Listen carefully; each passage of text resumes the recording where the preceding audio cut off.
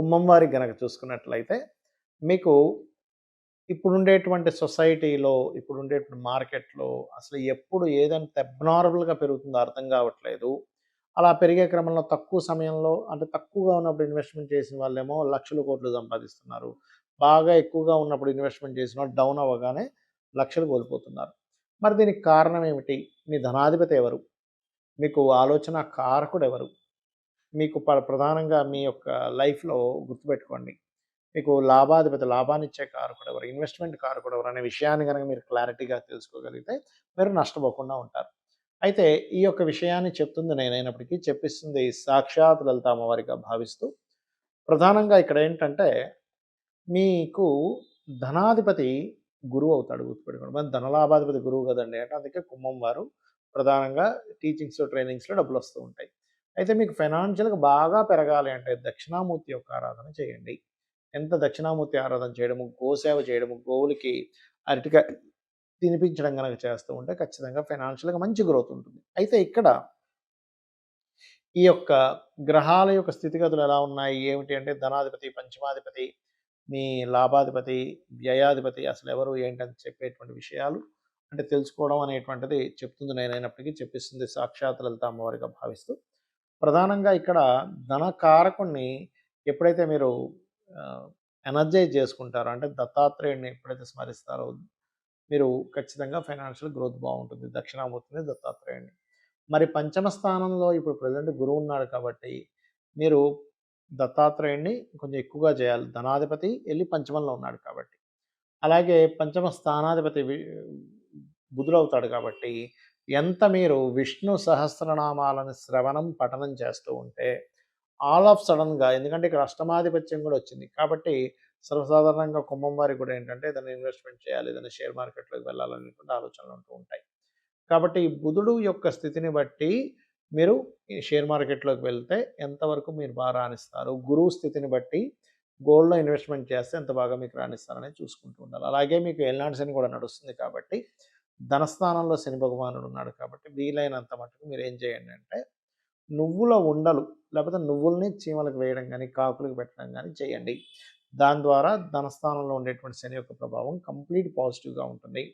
మరియు మీకు ధన లాభాధిపతి ఒక్కడే అవుతున్నాడు కాబట్టి ఇందాక మనం అనుకున్నట్టుగా దక్షిణామూర్తి ఆరాధన చేస్తూ, అందులోని వ్యయాధిపతి శని అవుతున్నాడు కాబట్టి మీకు శనివారాలు ఏదైనా ఆంజనేయ స్వామి ఆలయానికి గానీ, వెంకటేశ్వర స్వామి ఆలయానికి గానీ వెళ్ళి అక్కడ మీరు ఏదైనా సేవ చేయండి. కాలభైరవుడి ఆలయం అయినా పర్లేదు. అప్పుడు మీరు చేసేటువంటి ఇన్వెస్ట్‌మెంట్స్ నష్టపోకుండా మీరు ఉండగలుగుతారు. అయితే ఇక్కడ చాలామందికి అసలు దాన్ని ఎట్లా ఎంపిక చేసుకోవాలనేటువంటి సంశయం ఉంటుంది. ఫస్ట్ ఆఫ్ ఆల్ ఏంటంటే మనం చూద్దాం అసలు ఏ ఏ సెక్టార్స్‌లో మనం ఇన్వెస్ట్‌మెంట్స్ జరుగుతాయి. ఒకటి భూమి మీద, 2 ఆయిల్స్ మీద, 3 షేర్ మార్కెట్ మీద.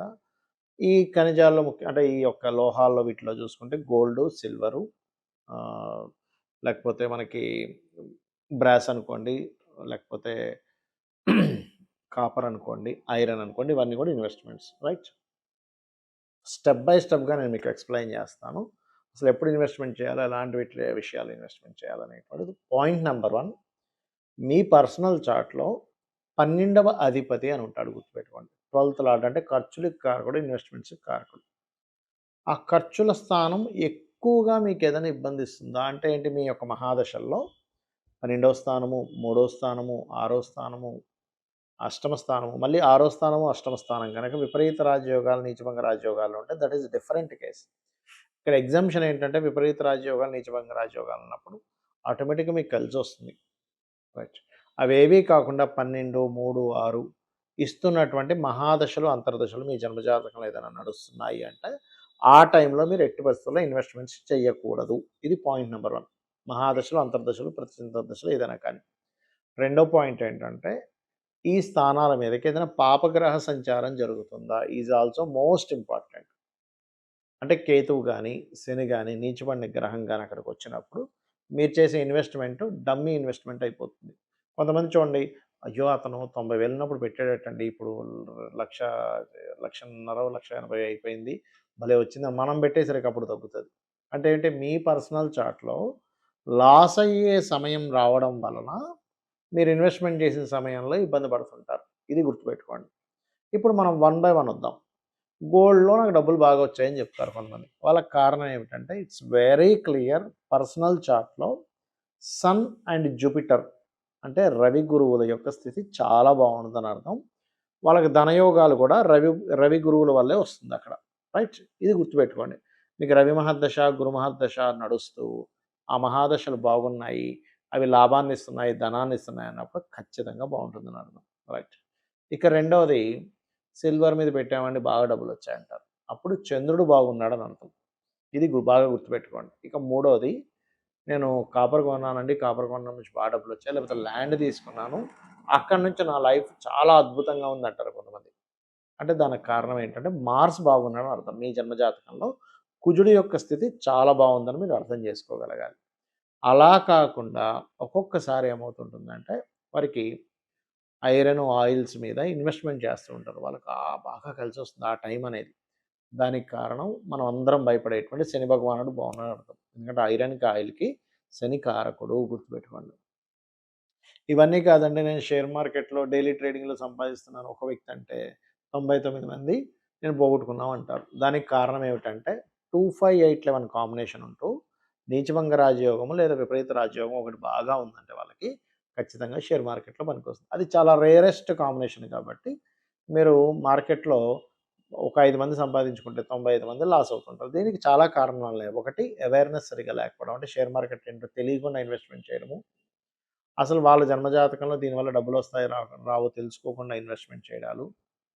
ఇంకోటి వాళ్ళకి లాస్ అయ్యే సమయాల్లో షేర్ మార్కెట్ మూలంగానే ధనం పోతుందనే జాతకం అని తెలియకుండా ఇన్వెస్ట్‌మెంట్ చేయడం. ఇది ముఖ్యమైనటువంటి కారణాలు. అయితే ఇక్కడ మీరు ఏ ఇన్వెస్ట్‌మెంట్ అయినా సరే మీరు ఎందులో అయినా సరే మీకు బాగుండాల్సిందేంటి పంచమ స్థానం బాగుండాలి. పంచమం అంటే ఇంట్యూషన్, తెలివితేటలు, ఆలోచన, దాని మీద జ్ఞానాన్ని పెంచుకోవడము, నిర్ణయం తీసుకోవడము ఇవన్నీ కూడా పంచమంలో ఉంటాయి. అందుకని మీరేం చేయండి మీ లగ్నం నుంచి అంటే మేషం నుంచి మీనం వరకు తీసుకుంటే మీ పంచమాధిపతి ఎవరో తెలుసుకొని ఆ యొక్క గ్రహానికి, ఆ యొక్క దేవత, ఆ యొక్క గ్రహ అధిష్టాన దేవతకి మీరెప్పుడూ చాంటింగ్ చేసుకుంటూ ఉండాలి. దీనివల్ల ఏమవుతుందంటే మీకు ఎన్నో ఆలోచనలు రావచ్చు. కానీ వచ్చిన ఆలోచనల్లో ఎక్కడ ఏ స్టెప్ తీసుకోవాలి అనేటువంటిది ప్రధానంగా మీకు అర్థమవుతూ ఉంటుంది. గుర్తుపెట్టుకోండి. ఇందులో ప్రధానంగా ఇప్పుడు మేషం వారికి పంచమంలో కేతువు ఉన్నాడు. సో, పంచమాధిపతి ఒక ఎత్తైతే గోచారంలో వచ్చేటువంటి గ్రహాన్ని అధిష్టాన దేవతకి చేసుకోవాలి. అంటే ఏంటి? కేతువు ఉన్నాడు కాబట్టి కేతువుకి అధిష్టాన దేవత గణపతి.